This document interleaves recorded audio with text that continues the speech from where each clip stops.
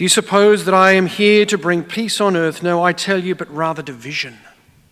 It sounds somewhat negative, this gospel. But what I think Jesus is saying here is that the reality of the gospel, when we have the convictions to live the gospel, that it will bring about conflict. Because unfortunately, there are some in the world who see a person who's living the way of Jesus Christ and trying to live it with love and peace. For some people, that's not a good thing.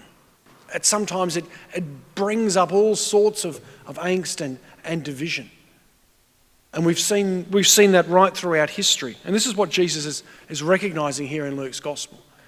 That we're called to courageously live this gospel in many different facets of our life, even if it's difficult and complicated. On this day in 1978, a Polish man had been elected Pope.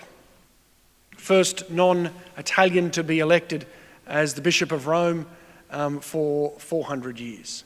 And he comes out on the balcony and he starts to speak to the tens of thousands who'd been gathered in the square, but the millions who were watching across the world. Some of you might even remember this.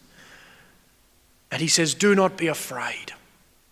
And "do not be afraid" became one of the catch cries of Pope St. John Paul II for many, many years.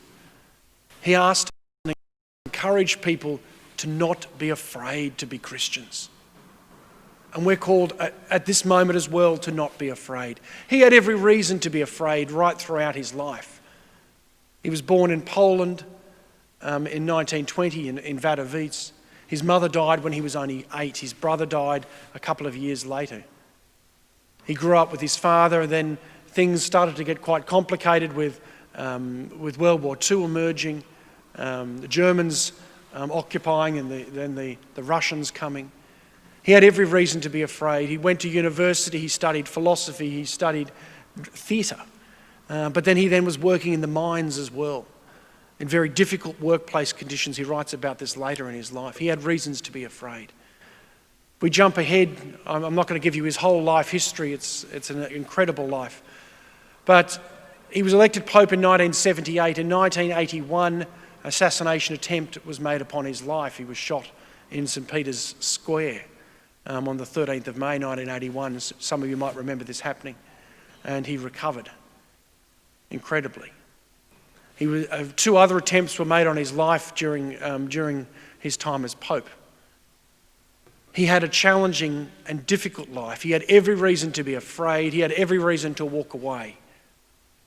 But he said, "No, Jesus wants me to be courageous." And he wants all of us to be courageous as well in living out the life of Christ today. And John Paul II is an incredible witness to hope and to joy in the midst of suffering, in the midst of difficulties, in the midst of reasons to be afraid. What's happened over the last 9 months, there is reasons to be afraid.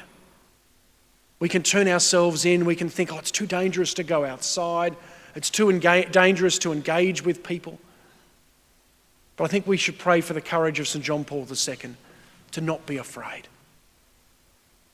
Before this last 9 months, there were reasons to be afraid as well. Our secular society and culture sometimes makes it hard to be a Christian. But John Paul II says, no, be courageous. Live out your faith. Live it through prayer. And John Paul II was an incredible witness of prayer. I participated in Mass on many occasions with him, both here in Australia. Some of you might have been there when he came to Sydney here in '86, and then he was also here in 1995 for the beatification of St. Mary of the Cross McKillop. I also participated with Masses with him in Rome. I saw him pray. I was very blessed to be able to attend a few of his Masses with just 20 or 30 people there, and to see him actually enter deeply into what happens at Mass. He was a man of deep prayer, but he was also a man of deep preaching, of conviction, and he wanted to communicate that to others. But he also had a great passion for justice, for peace, for mercy. And we're called to live that out in our lives as well. There's so much that can be said about St. John Paul II. I think to a certain extent I'm a priest because of his witness. I saw his witness as a priest not as a pope, but as a priest who loved Christ. He loved his people. He loved the sacraments. He loved the role of preaching. He loved the Mass and loved so many other things as well. And that inspired me to respond to God's call to serve as a priest as well. Please pray for the people of Poland. Pray for those who are afraid today throughout the world in lots of different ways.